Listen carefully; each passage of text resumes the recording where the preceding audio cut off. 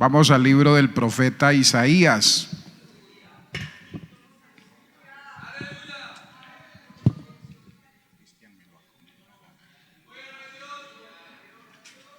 Libro del profeta Isaías, capítulo 6.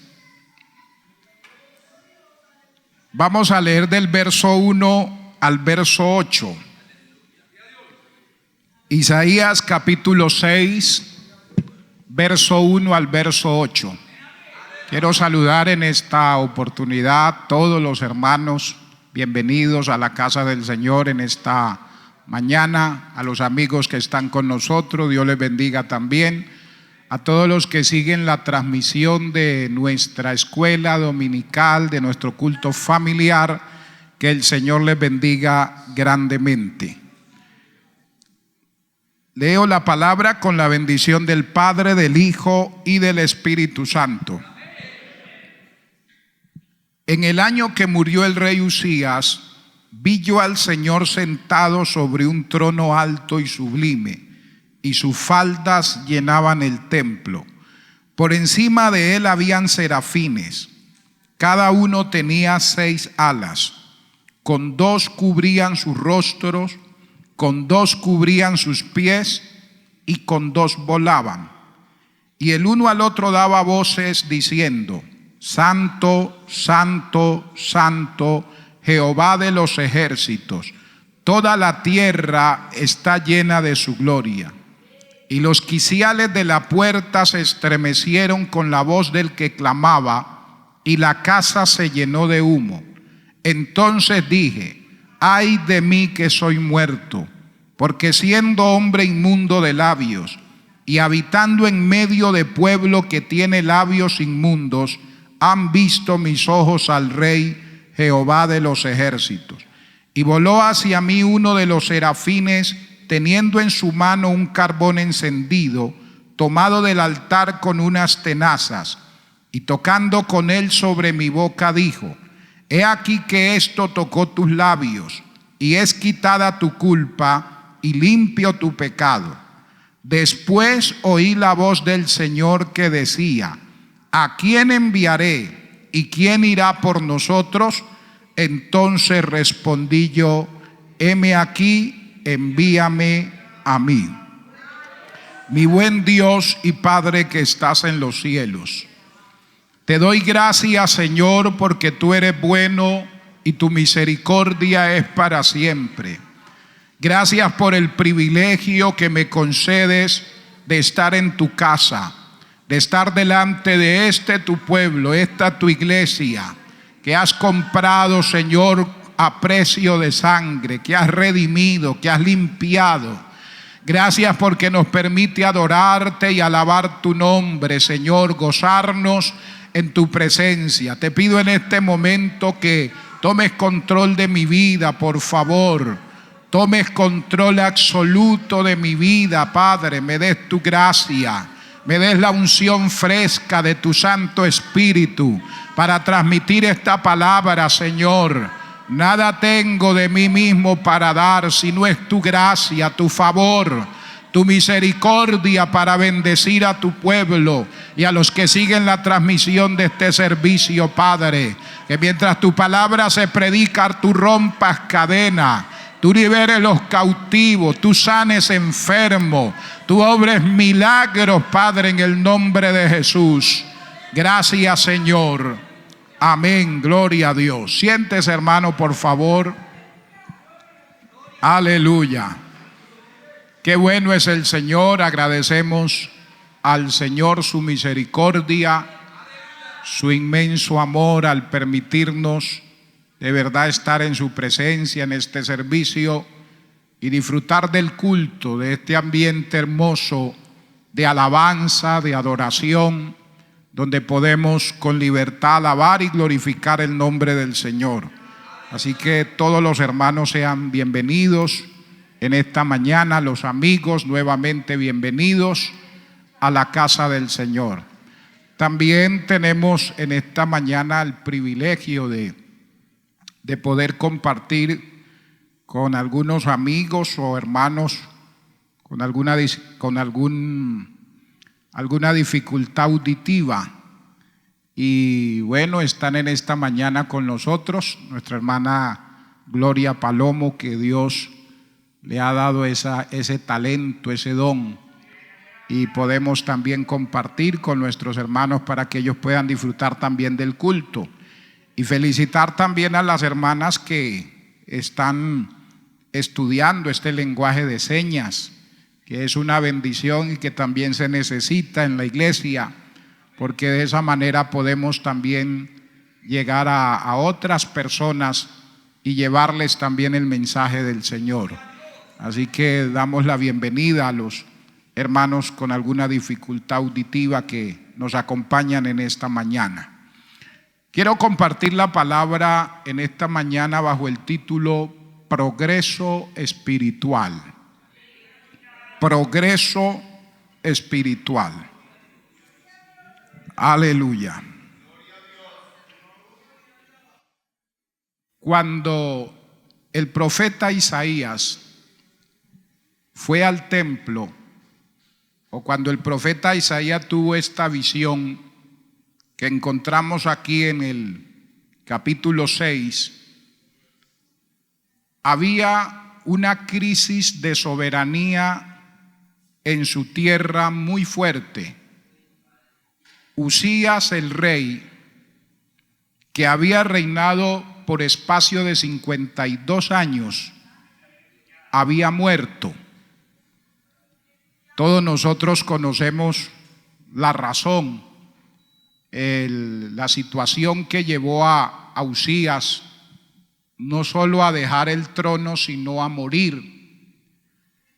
Y ahora encontramos, como es normal, al profeta Isaías y a cualquiera del pueblo de Israel preguntándose quién podía reemplazarlo, quién podía ocupar el lugar, el vacío que había dejado el rey.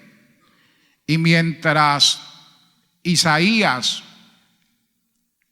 se lamentaba por la muerte del rey, mientras Isaías se preocupaba, como es normal, por la muerte del rey, Dios le permitió que él tuviera esta visión, que de pronto, como dije anteriormente, él decía: Señor, ¿y ahora quién lo va a reemplazar? ¿Ahora quién va a ocupar ese lugar? ¿Ahora quién va a dirigir los destinos de la nación, del país? Y nos sucede a cualquiera de nosotros cuando ya un gobernante cumple su tiempo y uno comienza a preocuparse: ¿quién será el próximo presidente? ¿Quién será el próximo alcalde? ¿Quién será el próximo gobernador? Y comienza uno a orar a Dios para que Él tome el control. Bueno, aquí había una preocupación grande en el profeta, preguntándose quién iba a reemplazar a Usías, que había muerto. ¿Quién iba a ocupar ese lugar para que terminara esa crisis de soberanía que había en el país? Entonces, mientras Isaías está en esta preocupación, Dios le permite tener una visión. Y le permite tener una visión no de cualquier rey, le permite tener una visión del Rey celestial. Porque él decía: ha muerto el rey y necesitamos un rey. Necesitamos un rey. Y mientras él está en esa preocupación, Dios le permite esta visión. Y en esta visión Isaías ve al Rey celestial. El rey humano había muerto, pero el Rey celestial seguía reinando. El Rey celestial seguía teniendo el control. O sea, a través de esta visión era lo que Dios le estaba diciendo a Isaías. Isaías, Usías murió, el rey humano ha muerto, pero el Rey celestial sigue reinando. El Rey celestial sigue teniendo el control de todas las cosas. El Rey celestial desde su trono sigue gobernando los destinos de la nación, porque era su pueblo. Alabado sea el nombre maravilloso del Señor. Así que esta visión que tuvo el profeta cambió su vida. Esta visión marcó un antes y un después en la vida de Isaías.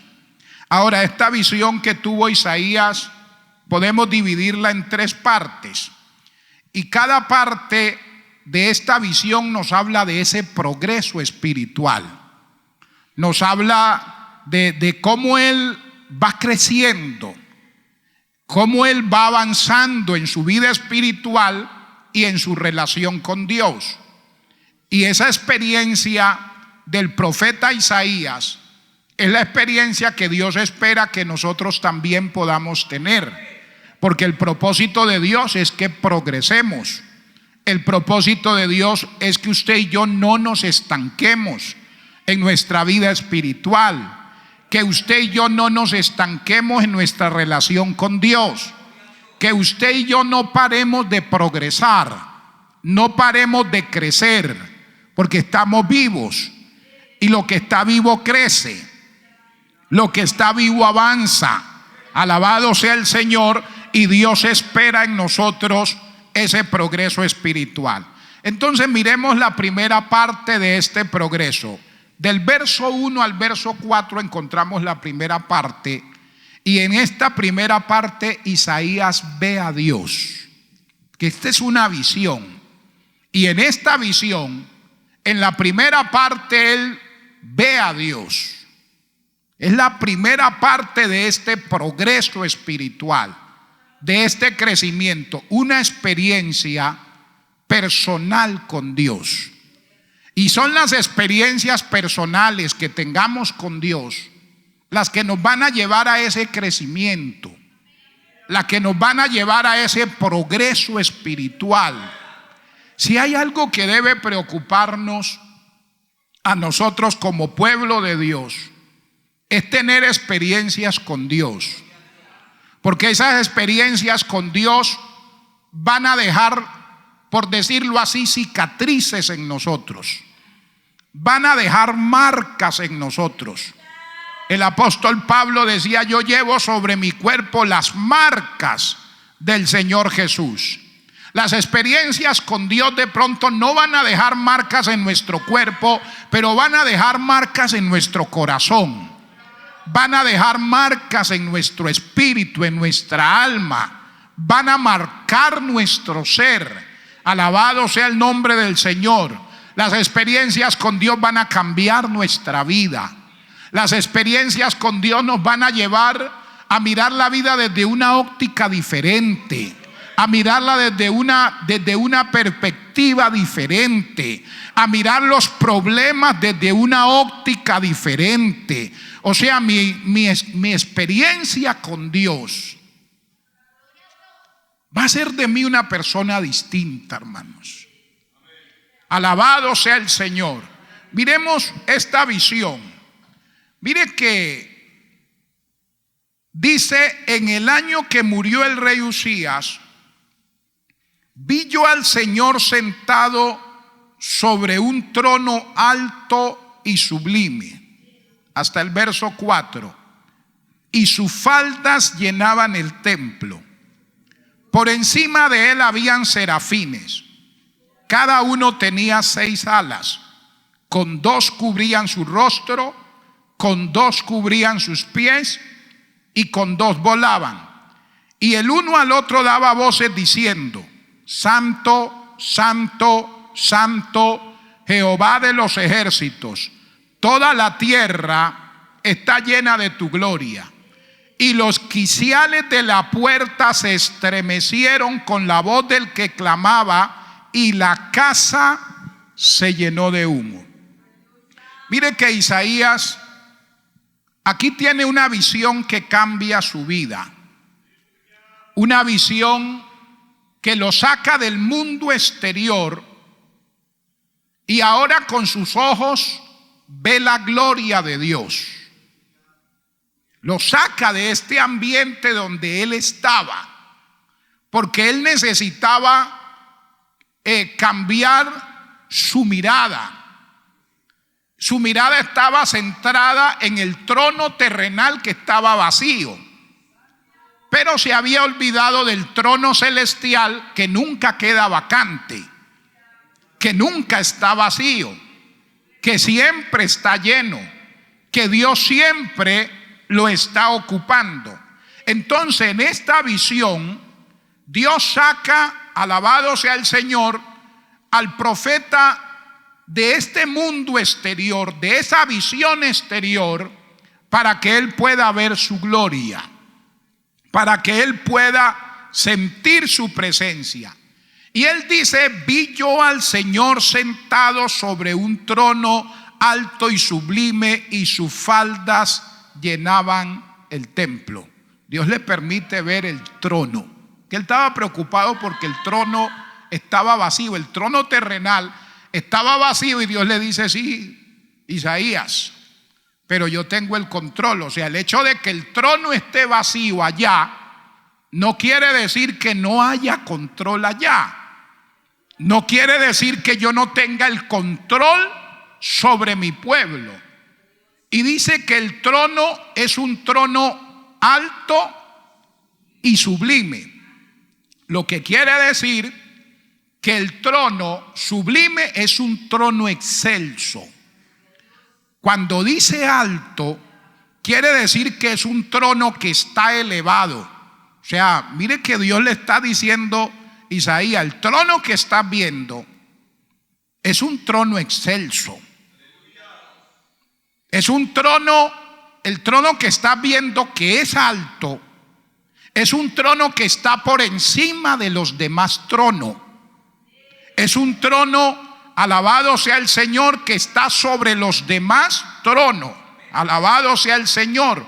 O sea, el trono de Dios es alto y excelso, no solo porque trasciende, sino también porque lo domina y lo controla todo.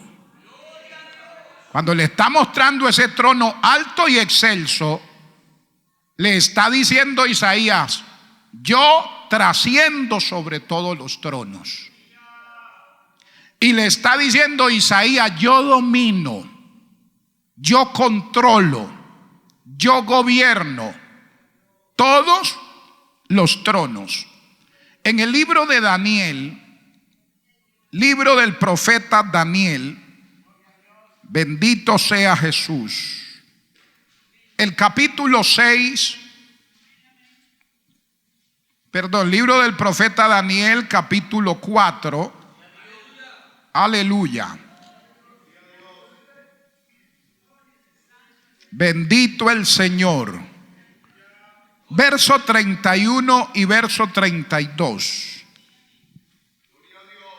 Aún estaba la palabra en la boca del rey, cuando vino una voz del cielo: a ti se te dice, rey Nabucodonosor, el reino ha sido quitado de ti, y de entre los hombres te arrojarán, y con las bestias del campo será tu habitación, y como a los bueyes te apacentarán, y 7 tiempos pasarán sobre ti. Oiga esto: hasta que reconozcas que el Altísimo tiene el dominio en el reino de los hombres, y lo da a quien él quiere.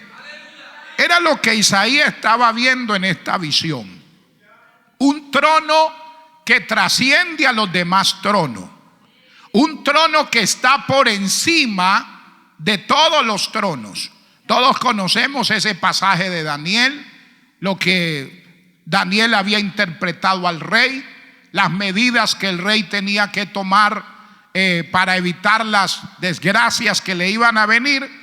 Pero él pasó por alto esa orientación de Daniel, y vimos que se cumplió el tiempo y Dios tomó el control sobre este trono, porque él sube a la terraza, por decirlo así, de su palacio, y dice Nabucodonosor: ¿no es esta la gran Babilonia que yo edifiqué con la fuerza de mi poder y para gloria de mi majestad? E inmediatamente Dios dijo, listo. Y mete Dios su mano. Y lo que queremos resaltar, que Dios permite todas esas cosas para que el rey Nabucodonosor entendiera que por encima de su reino, por encima de su trono, estaba el trono de Dios. Y que es Dios el que gobierna sobre los reyes de la tierra. Y Él es el que quita y pone reyes. Alabado sea el nombre del Señor. Gloria a Cristo. Pero también en el pasaje de Isaías habla de serafines. Dice que por encima de Él habían serafines. Cada uno y da las descripciones de estos seres angelicales. Dice que cada uno de ellos tenía 6 alas. Con 2 cubría su rostro, con 2 cubrían sus pies y con 2 volaban. Miren que la palabra serafines viene de una palabra hebrea, saraf, termina en F, que significa arder o quemar. O sea, estos seres angelicales reflejan la gloria de Dios de tal manera que pareciera que estuvieran ardiendo. Estos serafines que estaban al lado del trono eran seres angelicales de un rango superior, y son ellos los que están ahí en la presencia del Señor. Dice que cada uno, reitero, tenía 6 alas. Con estas 6 alas, dice que con 2 cubrían su rostro. ¿Por qué cubrían su rostro con esas 2 alas? Porque ellos, aunque eran seres angelicales de un rango superior, no se atrevían a mirar la gloria de Dios de manera directa. Estaban ahí, pero consideraban que no debían mirar la gloria de Dios de manera directa, y por eso con esas 2 alas cubrían su rostro. Luego dice que con las otras 2 alas cubrían sus pies. Esto habla de que ellos reconocían su inferioridad a pesar de estar consagrados para estar en la presencia de Dios. O sea, con esas 2 alas cubrían sus pies, mostrando su inferioridad. Alabado sea el nombre maravilloso del Señor, a pesar de estar consagrados, no solo para servir a Dios, sino para estar delante de su presencia. Nos trae a memoria o a mente cuando Moisés está en el desierto y ve que la zarza estaba ardiendo. Y cuando él ve que la zarza ardía, dice: me acercaré y miraré esta visión. Era normal que los arbustos en el desierto, por sus altas temperaturas, ardieran. Lo que le llamó la atención a Moisés no era que la zarza ardiera, era que la zarza ardía, pero el fuego no la consumía. La zarza se mantenía intacta. Y eso le llamó la atención y dijo: me acercaré y veré esta gran visión. O sea, él dice: aquí hay algo especial. Y se acerca a la zarza a ver por qué ardía y no se consumía. Pero cuando se está acercando, Dios le habla desde la zarza y le dice: Moisés, Moisés, es cierto que usted es mi escogido. Es cierto que es la persona que voy a usar. Es cierto que es la persona en la que he puesto mi mirada para bendecirlo. Pero vamos a marcar diferencia. Y le dice: quite el calzado de sus pies, porque el lugar en el que usted está, tierra santa es. Ese lugar, ese pedacito de tierra en el desierto, donde ardía la zarza se había convertido en un lugar santo. ¿Por qué se había convertido en un lugar santo? Porque Dios estaba manifestando, porque Dios había llegado a ese lugar, porque ahí se estaba manifestando su gloria. Alabado sea el Señor. Por eso estos serafines también con estas dos alas cubrían sus pies, mostrando su indignidad, a pesar de estar consagrados para estar en la presencia del Señor. Qué bueno es que uno siempre reconozca que uno es indigno de estar delante de Dios, así uno sea consagrado, así uno sea una persona íntegra, así uno sea una persona transparente, así uno diga, bueno, doy gracias a Dios porque Dios está conmigo, siento su presencia, siento su respaldo, siento su poder, siento su bendición. No importa lo que Dios esté haciendo con nosotros y a través de nosotros, en su presencia siempre debemos quitar el calzado de nuestros pies, reconociendo que somos indignos de estar en la presencia de Dios. Qué bueno es reconocer nuestra indignidad. Amén. Que Dios bendice mi vida, amén, pero soy indigno de esa bendición. Que Dios toca mi vida, amén, pero soy indigno de que Dios toque mi vida. Que Dios me está ministrando, pero soy indigno de que Dios ministre mi vida. A su nombre sea la gloria. Gloria al Señor. Mire que luego dice que con dos volaban, con dos alas cubrían su rostro, con dos cubrían sus pies y con dos volaban. Esta última parte nos habla del servicio. Dice que ellos servían a Dios y nos habla de un servicio diligente. O sea, ellos están en la presencia de Dios para servir, para estar dispuestos a hacer la voluntad maravillosa del Señor. Así que estas 6 alas, 4 nos hablan de adoración. Cubrir su rostro, cubrir sus pies, reconociendo su indignidad, y 2 nos hablan de servicio. Con 2 volaban, o sea, esa disposición que había en ellos para servir a Dios. Y esta es una enseñanza para nosotros, porque nosotros como pueblo de Dios somos llamados a adorar a Dios, somos llamados a exaltar a Dios, pero somos llamados también a servir a Dios con diligencia, a servir a Dios con disposición. Pero mire que luego en el verso 3 dice, y el uno al otro daba voces diciendo, ¿qué decían? Santo, santo, santo, Jehová de los ejércitos, toda la tierra está llena de tu gloria. Mire que ellos adoran la santidad de Dios. Estos seres angelicales que están en la presencia de Dios adoran la santidad de Dios y la elevan a un nivel al cual no se ha elevado en las Escrituras otro atributo de Dios. Porque la Biblia nos habla de muchos atributos de Dios, de muchas características de Dios, pero ninguno de esos atributos, de esas características, es elevado a este nivel como el atributo de la santidad.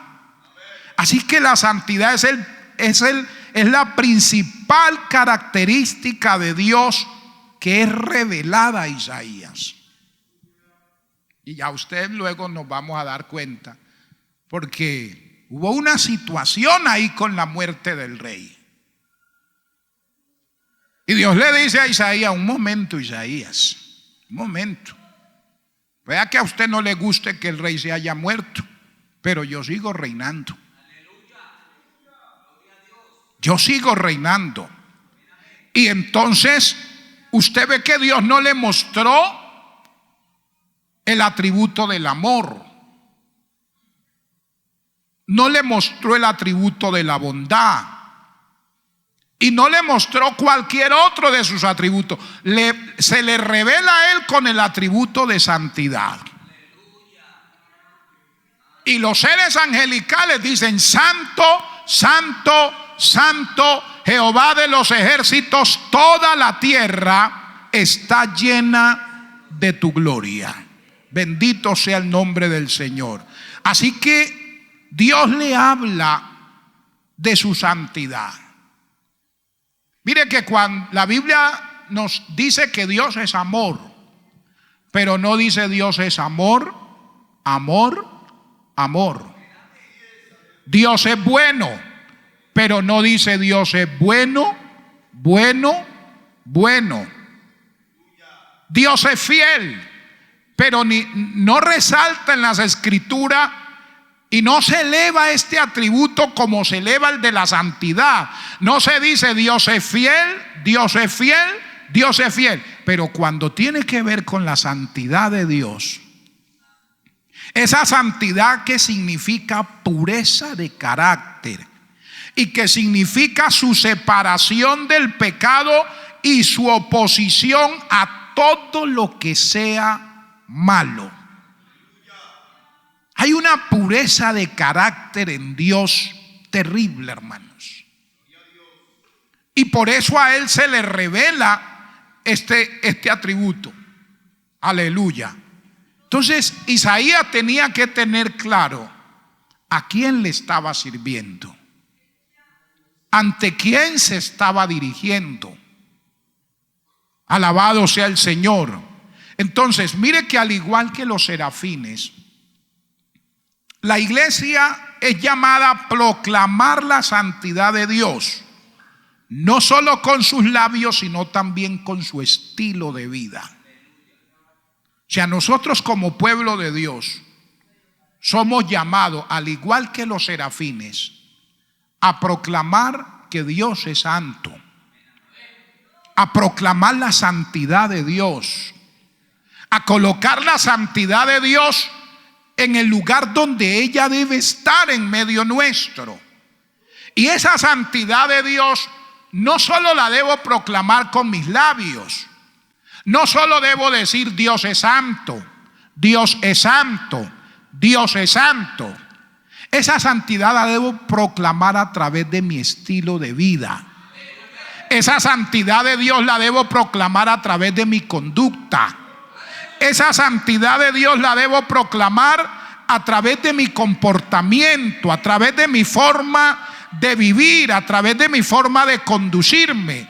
O sea, la santidad de Dios debe afectar todas las áreas de mi vida. Todas las áreas de la vida del verdadero cristiano está afectada, está invadida por la santidad de Dios. A su nombre sea la gloria. En la primera carta del apóstol Pedro, el capítulo 1, primera carta del apóstol Pedro, capítulo 1, aleluya, verso 15 y verso 16.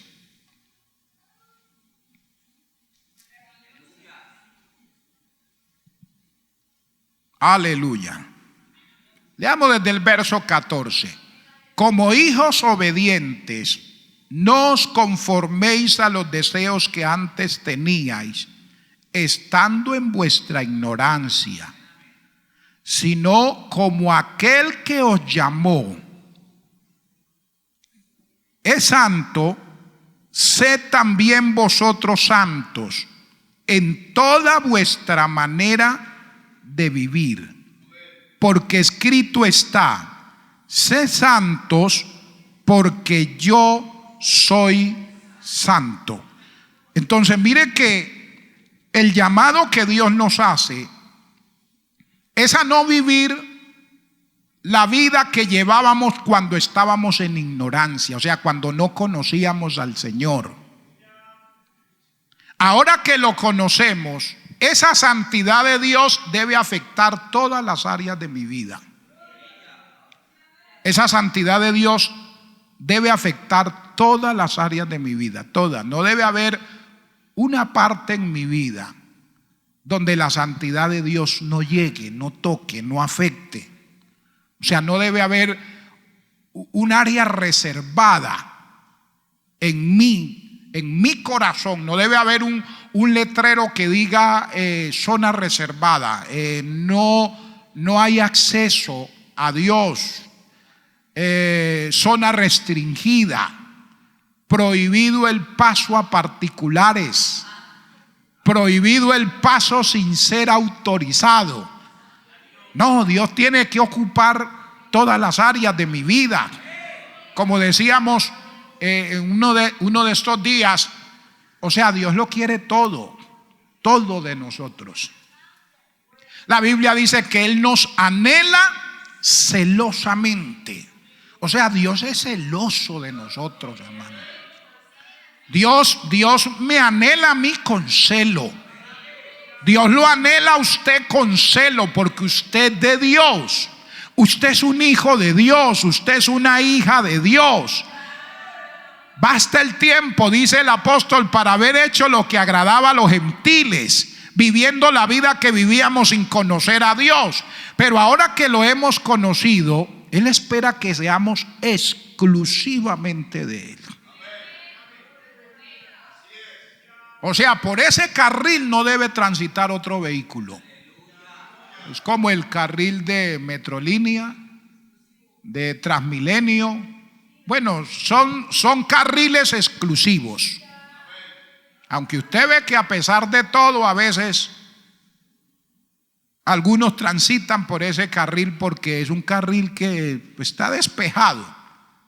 Pero la persona puede hacerse acreedor de una sanción, porque ese carril está reservado únicamente para Transmilenio, para Metrolínea.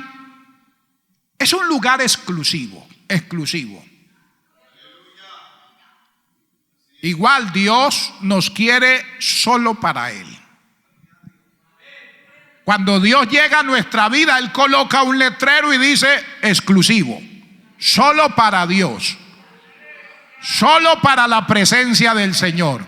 Entonces Él quiere invadir, Él quiere tener control en todas las áreas de nuestra vida. Y qué maravilloso, hermano. Qué bueno que sea Dios el que tenga el control de mi vida. Qué bueno que sea Dios el que tenga el control de su vida. Que sea Dios el que controle sus pensamientos. Que sea Dios el que controle sus emociones. Que sea Dios el que controle su voluntad. Eso es maravilloso, hermano. Eso es glorioso. Bendito sea el nombre del Señor. Ahora, mire, volviendo al pasaje en el verso 4, dice: y los quiciales de la puerta se estremecieron con la voz del que clamaba, y la casa se llenó de humo. Esa palabra quiciales significa madero y habla del marco de donde van pegadas las puertas, las abras de la puerta. Hablando de una puerta que tiene dos abras y se cierra. En todas las puertas va un marco y de ese marco va pegada la puerta para cerrar. Bueno, esos son esos quiciales.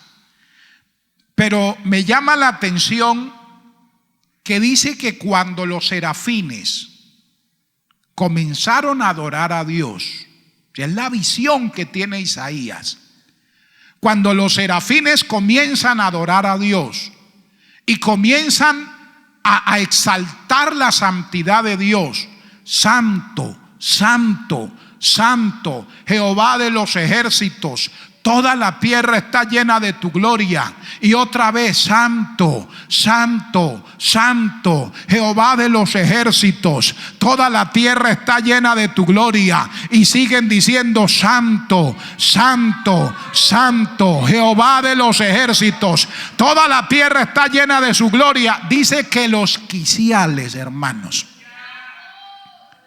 Las puertas, esas maderas, ese marco de madera cobró vida, hermanos.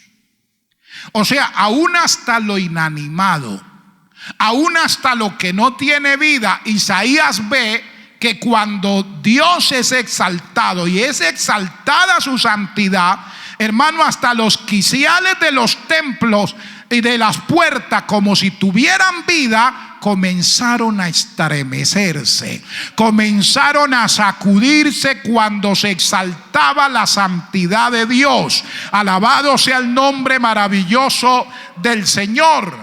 Qué bueno es nuestro Dios para siempre. Bendito sea el Señor.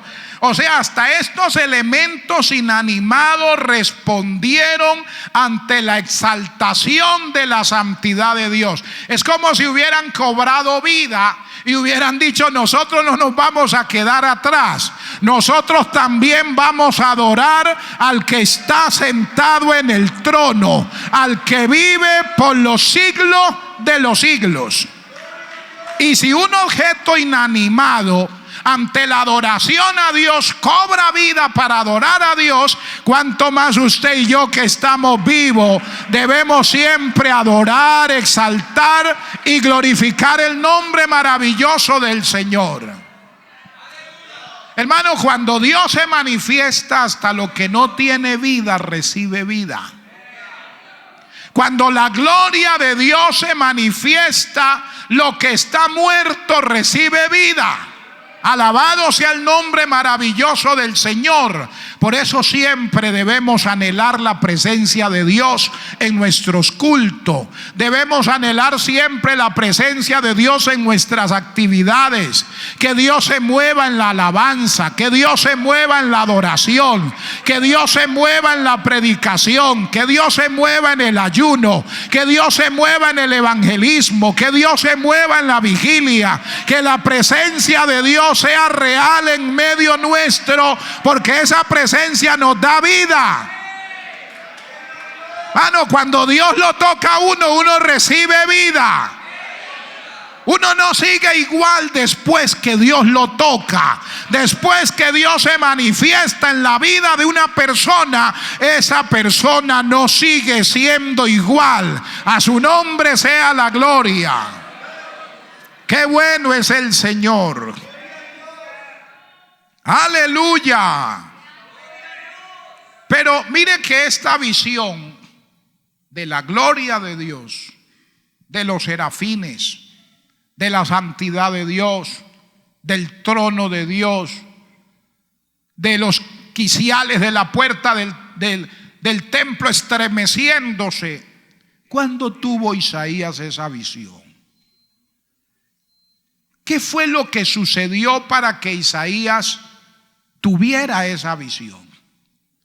Mire que el texto dice, el verso 1, en el año que murió el rey Usías. Es cuando muere el rey que Isaías tiene esta visión. O sea, de alguna manera, algunos estudiosos consideran que Usías y Isaías tenían un parentesco, y que Isaías frecuentaba con mucha frecuencia pues el palacio, porque ahí tenía un familiar.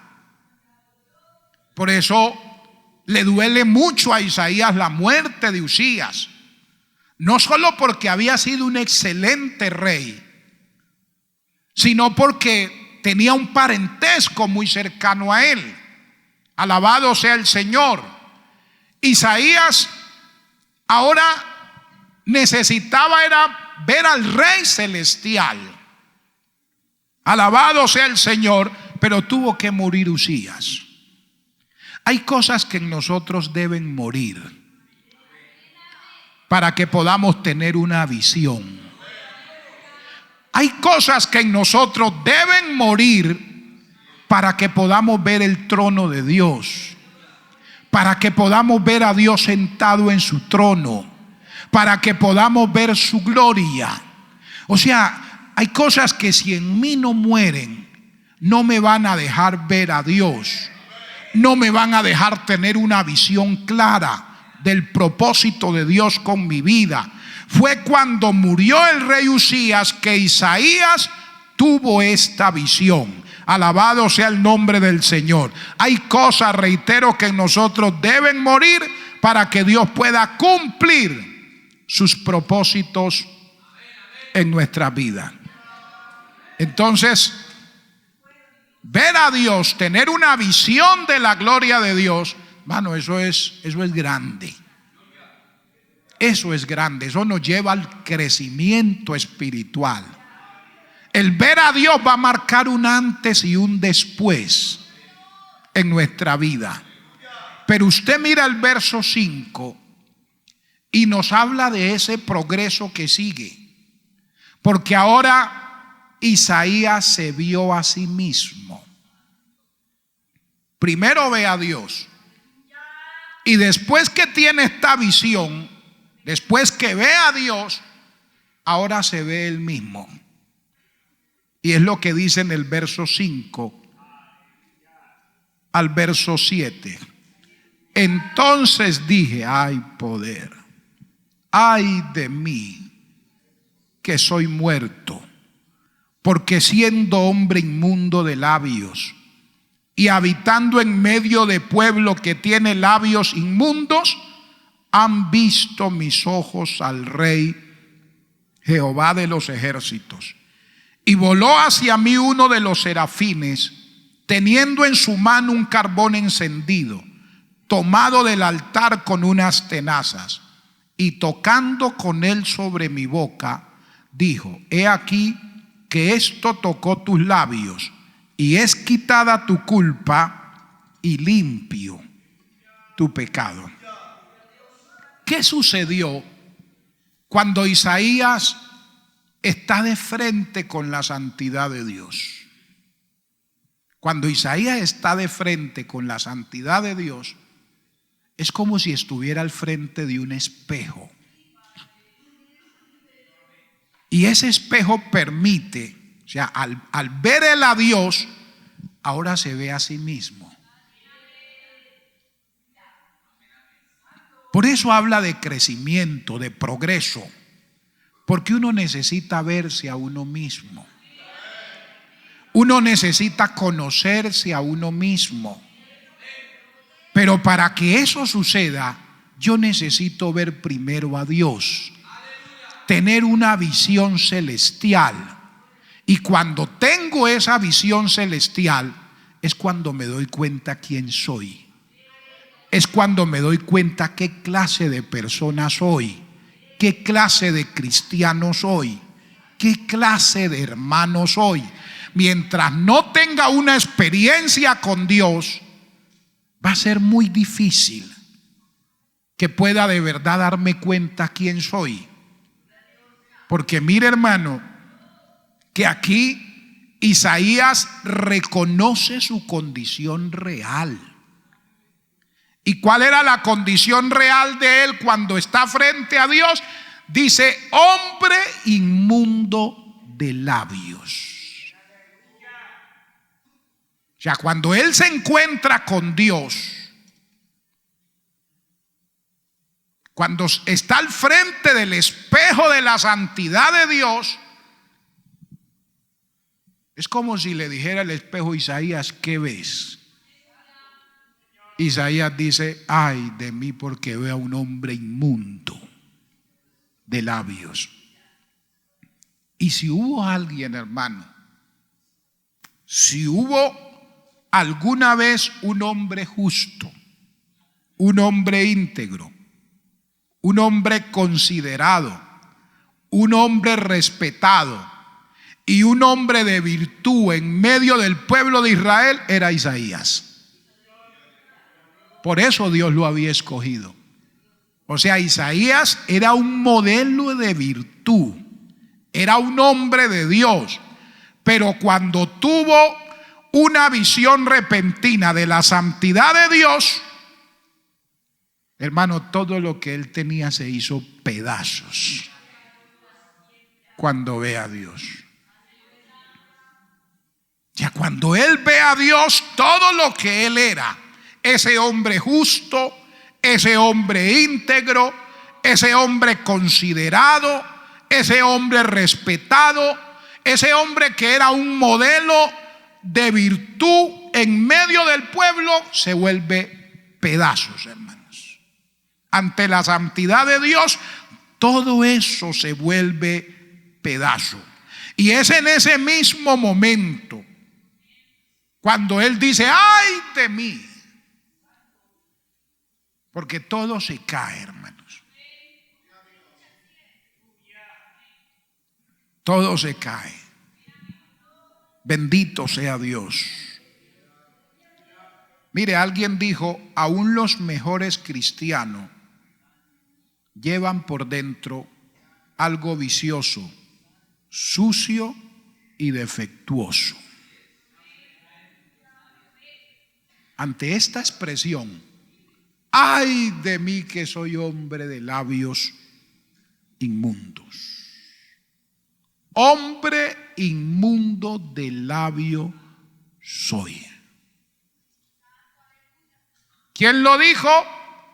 El hombre justo, el hombre íntegro, el hombre considerado, el hombre respetado, el hombre que era un modelo de virtud en medio del pueblo de Dios. Dice: soy un hombre inmundo de labios. Un hombre inmundo de labios. Entonces, aún los mejores cristianos llevan algo vicioso, sucio y defectuoso. Mire, quiero leer 2 versos. Santiago capítulo 3.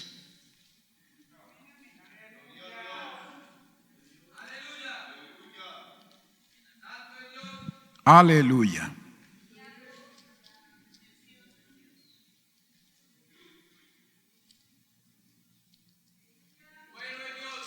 A su nombre sea la gloria.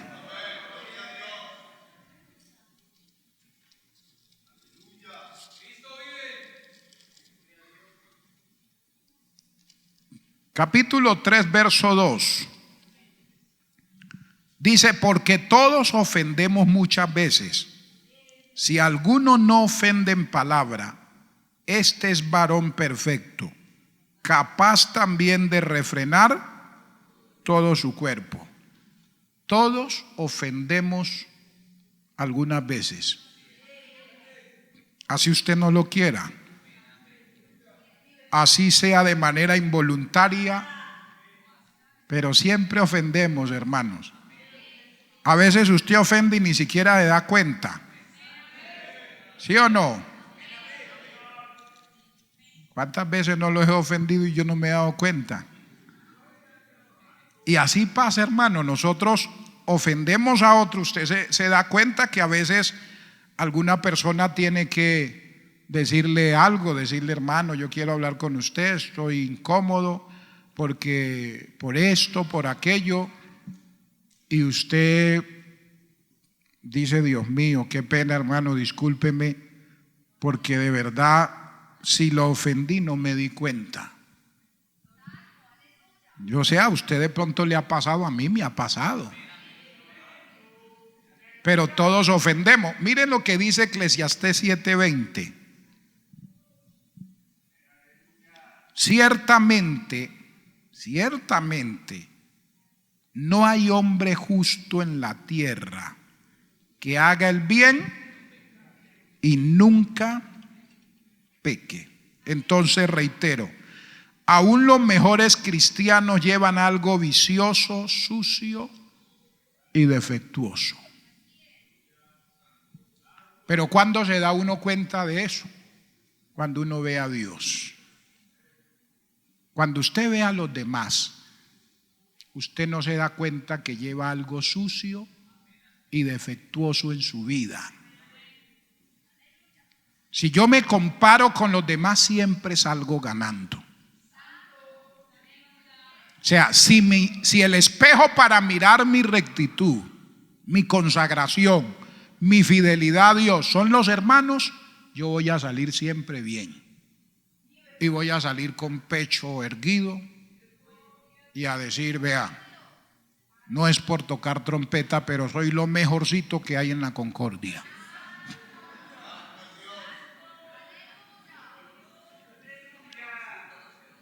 soy lo mejorcito. Entonces, cuando uno se compara con los demás, uno no se va a ver a sí mismo, porque siempre los demás salen perdiendo. Yo soy el mejor, y así no lo diga, yo siempre soy el mejor, en todos los sentidos. Yo soy mejor en esto, yo soy mejor aquello. Pero aquí Isaías no se está comparando. Mire que él estaba con el pueblo, y ahora que ve a Dios dice: ay, Dios mío, yo pensaba que era lo mejorcito del pueblo. Ay de mí que soy hombre inmundo de labios, porque habitando en medio de pueblo que tiene labios inmundos. Y mire que menciona labios. Era que Isaías había hablado con la muerte de Usías, había hablado cosas que no debía hablar. O sea, él no estaba contento. De alguna manera era como si le estuviera haciendo reclamo a Dios que por qué se había llevado al rey. Está bien, Señor, él cometió una faltita, pero usted le tuvo en poco esa faltita de ese momento y los 52 años de reinado, ¿qué? Porque usted sabe que él entró al templo de Dios y tomó el incensario y comenzó a hacer función que le correspondía solo al sacerdote. Él no era sacerdote, él era un hombre bueno, era un rey, Dios lo bendecía, pero cada uno en su lugar. O sea, yo tengo que aprender a ocupar mi espacio. Dios me está diciendo: Mario, yo te quiero, yo te voy a bendecir, te voy a ayudar, pero la línea no la puedes pasar. La línea no la puedes atravesar. Dios ha definido una línea que yo tengo que respetarla y no puedo pasarla porque me meto en problemas con él. Usías dijo: no, yo soy un hombre tan consagrado que no importa, y soy un rey tan justo que Dios tiene que tenerme. ¿En qué tanto es ofrecer un sacrificio? ¿Qué tanto es agarrar un incensario? Ya, eso lo sabe cualquiera. Y lo agarró, entró al templo y comenzó. Y cuando entran los sacerdotes, le dicen: Usías, ¿qué está haciendo? Eso no te corresponde a ti, oh rey. Usted no ha sido llamado para eso. Esa no es su función. ¿Qué hizo Usías? Se enojó. Y dice que en su enojo comenzó. Mientras ellos estaban ahí, le salió una manchita en la frente. Y le dicen los sacerdotes: Usías, sal del altar, sal del templo, porque Jehová te ha herido. Donde Usías no se dé prisa a salir, Dios lo mata en el altar, porque un leproso no podía estar en el templo. Terrible. O sea, yo no puedo jugar con las cosas de Dios porque tengo comunión con Dios. No, yo tengo que ubicarme en el lugar donde Dios me ha puesto, para que Dios no se desagrade de mí. Alabado sea el nombre del Señor. Entonces mire que él dice, él se compara con los demás y gana. Hermano, por favor, nunca nos comparemos con otros en este sentido, porque siempre vamos a ganar. Mire el publicano que fue al templo, el publicano y el fariseo. Dice que el fariseo, puesto en pie, oraba consigo mismo y le decía: Dios, te doy gracias, porque no soy como los otros o como los demás hombres. Y comenzó a decir: ayuno 2 veces a la semana, doy diezmo de todo lo que gano. ¿Cómo eran los otros hombres para él? Ladrones, injustos. Y luego dice: ni aún como este publicano. ¿Con quién se estaba comparando? Con el publicano, que era considerado lo más pecador que había. Y él era un fariseo, era lo más alto de la eminencia religiosa judía. Entonces, al compararse con él, el pobre publicano no era nada. Ni aún como este publicano. Ni en el templo debiera estar al lado de tremenda eminencia. Ni aquí debiera estar. Contamina este lugar. Pero ¿qué dice la Escritura? Que el publicano, él ni siquiera quería levantar sus ojos al cielo, que se golpeaba el pecho y decía: Dios se propicio a mi pecador. Ahí había un hombre que de verdad estaba viendo a Dios, y como estaba en la presencia de Dios y Dios estaba ministrando su vida, él sabía que era un pecador, que no era digno de estar, y por eso ni siquiera de levantar sus ojos al cielo le decía a Dios. Se golpeaba y le decía: Dios se propicio, tenga misericordia, tenga compasión, yo soy un hombre pecador. Qué bueno es cuando uno viene con esa actitud a la casa de Dios, cuando uno reconoce que uno es un pecador, que uno está aquí solo por la pura misericordia de Dios, que es la gracia de Dios la que nos tiene aquí, que es su bendito favor, su misericordia. No hay motivos para uno engreírse, enorgullecerse de algo. No, hermano, el único que merece gloria es el Señor. Él es el único que merece la adoración y la alabanza. Usted no mire a un hermano con desprecio, no lo mire por encima del hombro. No, el mismo Jesús que murió por usted, murió por él también. Alabado sea el nombre del Señor. Y todos estamos aquí dependiendo de la gracia, de la misericordia, del favor de Dios para poder continuar. Aleluya. Entonces siempre hay algo vicioso en nosotros, siempre hay algo defectuoso y siempre hay algo sucio.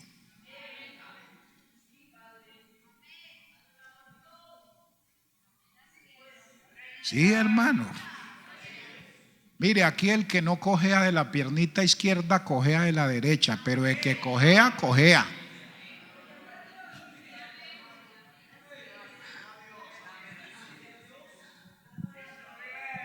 El que no tenga un defecto aquí, levante la mano y lo vamos a honrar, lo vamos a canonizar, vamos a hacer una escultura de usted. Aquí ninguno podemos levantar la mano, hermanos. Todos tenemos defectos, tenemos errores, falencias, pero es cuando estamos delante de Dios cuando nos damos cuenta de esos defectos, de esos errores. Nunca menosprecia a un hermano por un fracaso, por una caída. Dele la mano, ayúdelo a levantar, ayúdelo a crecer, ayúdelo a seguir adelante. La Biblia dice en Hebreos, dice en Gálatas, capítulo 6, dice: vosotros que sois, si algún hermano, si alguno hubiera caído, vosotros que sois espirituales, que dice: restaurarle con espíritu de superioridad. Yo sí sabía que usted iba a fracasar. No se lo dije. Yo sí sabía que usted no iba a servir, que usted no iba a salir con nada. No, nunca use esa clase de expresiones. Dice: vosotros que sois espirituales. La persona que es espiritual restaura a los demás con espíritu de mansedumbre.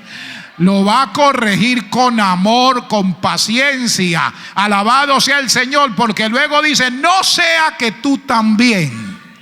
Mire, cuando usted está corrigiendo a otro, no se olvide que usted también es débil,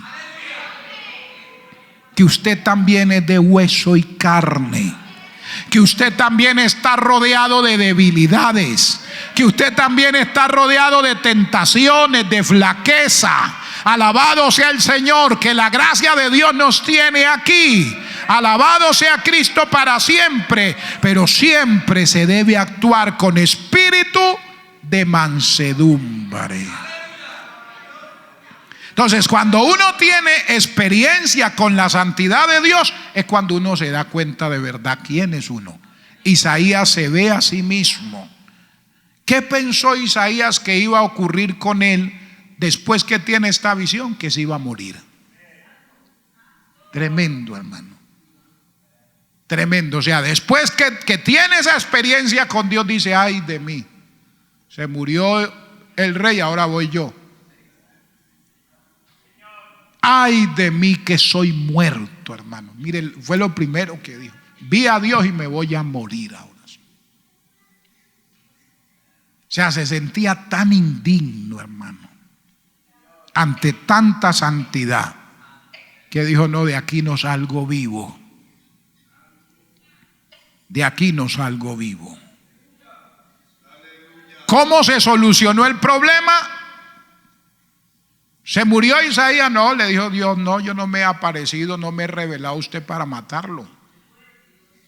Me he revelado a usted para que crezca. Me he revelado a usted para que se consagre. Me he revelado a usted para que progrese en su vida espiritual. Y mire lo que pasó. El problema se solucionó, Dios lo purificó. Pero mire qué clase de purificación. Aleluya.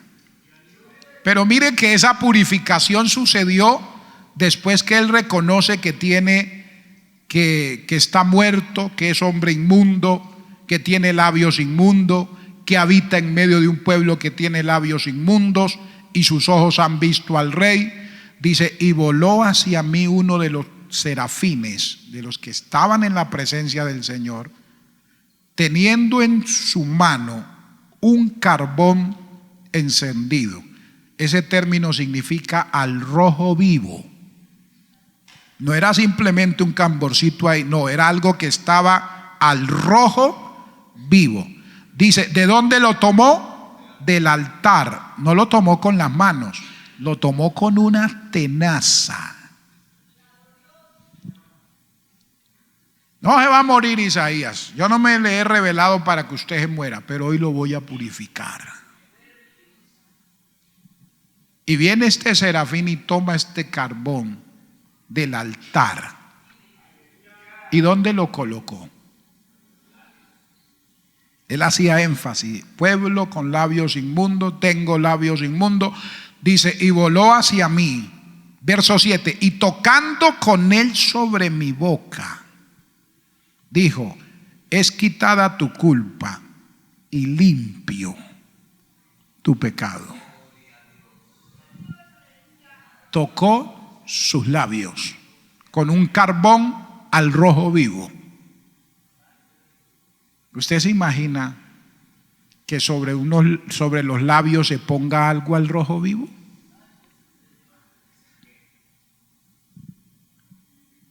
Purificarnos para Dios y estar en el nivel que Dios quiere que estemos cuesta, hermano, y duele. Duele. Si hay una parte sensible de la piel, son los labios. Y poner sobre los labios algo que está al rojo vivo, hermano, eso el dolor es insoportable. Él dice: tocó sobre mis labios con ese carbón encendido y le dijo: ahora sí, esto quitó tu culpa y limpió tu pecado. La purificación y la limpieza para Dios duele, hermanos. La purificación y la limpieza para Dios cuesta. Si yo quiero estar en ese nivel que Dios quiere que esté, eso va a ser costoso. Aleluya.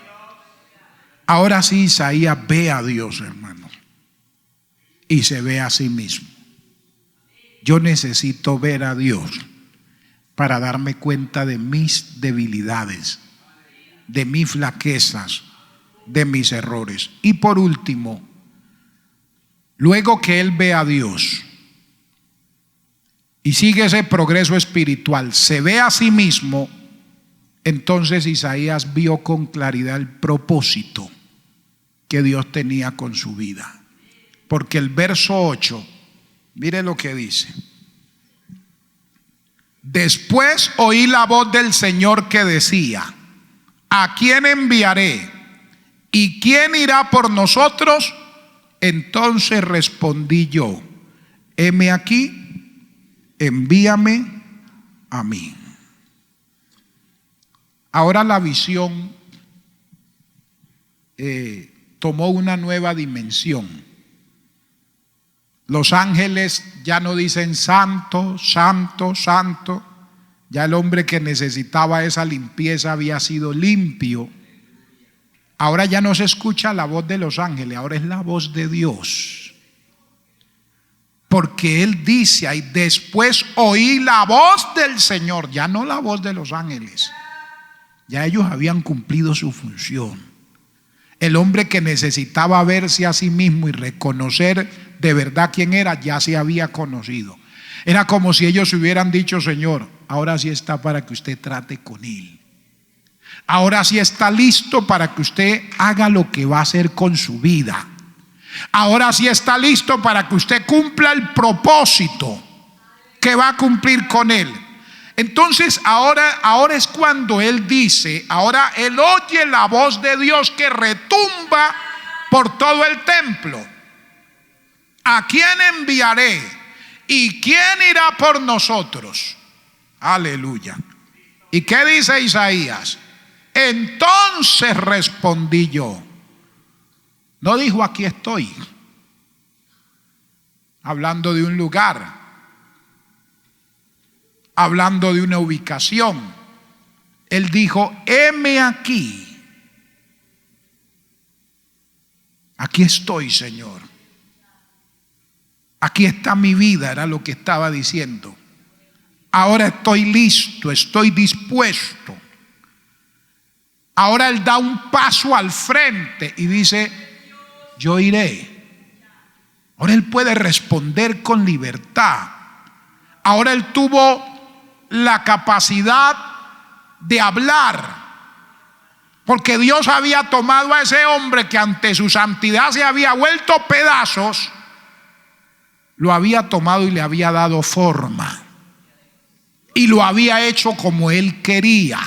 Esa visión formó a Isaías. Esa visión lo llevó al nivel donde Dios quería que él estuviera para poder cumplir los propósitos que tenía con su vida. Entonces usted se da cuenta de este progreso. Primero, él ve a Dios. Segundo, él se ve a sí mismo. Y tercero, pudo ver el propósito que Dios tenía con su vida. A veces estamos más interesados en lo que Dios puede hacer con nosotros que en ver a Dios para luego vernos a nosotros mismos. No nos preocupemos tanto por cómo Dios nos pueda usar. Preocupémonos por encontrarnos con Él. Preocupémonos por estar al lado de Él. Preocupémonos por rendirnos a Él. Y después vamos a poder responder con libertad. Vamos a oír la voz del Señor. Ya no va a oír la voz de un ángel, la voz de un arcángel. Ya no va a oír la voz de un líder. Ya no va a oír la voz del pastor. Cada uno de ellos cumplió su función. Ahora va a ser Dios directamente el que va a decir: ya estás listo, ya me viste, ya te viste a ti mismo, ya te diste cuenta de tus debilidades, te diste cuenta de tu flaqueza, te diste cuenta de quién eres. Ahora sí te voy a usar. Ahora sí necesito que hagas esto, que hagas aquello. Entonces, cuando Dios nos va a mostrar, yo le digo a Dios: Señor, úsame. Le digo a Dios: cuenta conmigo. Le digo a Dios: capacítame. No, qué bueno que le diga: te quiero ver. Quiero verte, quiero tener una visión celestial. Quiero conocerte para darme cuenta quién soy.